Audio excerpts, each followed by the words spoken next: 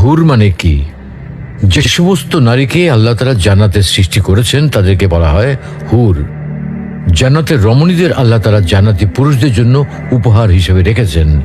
আল্লাহ তাআলা তাদেরকে জান্নাত প্রাপ্ত পুরুষদের সাথে বিয়ে দেবেন, ফলে তারা স্বামী স্ত্রী হিসেবে চিরকালের জন্য জান্নাতে বসবাস করতে থাকবে।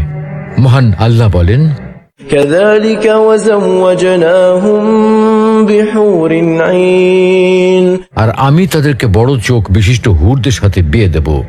জান্নাতের হুর হবে চিরকুমারী ও সমবয়সের প্রেম সোহাগিনী। জান্নাতে একজন হুর যদি দুনিয়ায় একবার দৃষ্টি দিত, তাহলে আকাশ ও জমিনের মধ্যবর্তী স্থান সুবাসে ভরে যেত। পূর্ব পশ্চিম প্রান্তকে তথা সমগ্র পৃথিবীটাকে সুসজ্জিত করে দিত। প্রতিটি চোখ সব জিনিস থেকে দৃষ্টি ফিরিয়ে তার দিকে চেয়ে থাকত এবং সৃষ্টিকুল আল্লাহর প্রশংসা ও বড়ত্ব বর্ণনা করত। জান্নাতি পুরুষেরা যখনই তাদের দিকে তাকাবে, আনন্দে মন ভরে যাবে। যখন কথা বলবে, ছন্দময় মিষ্টি কথা দ্বারা হৃদয় ভরে দেবে। জান্নাতের রুম সমূহে যখন তারা ঘোরাফেরা করবে, তখন তাদের আলোতে রুমগুলো আলোময় হয়ে যাবে। জান্নাতের অধিবাসী নারী পুরুষগণ হবে একই বয়সের পরিপূর্ণ যুবক যুবতী।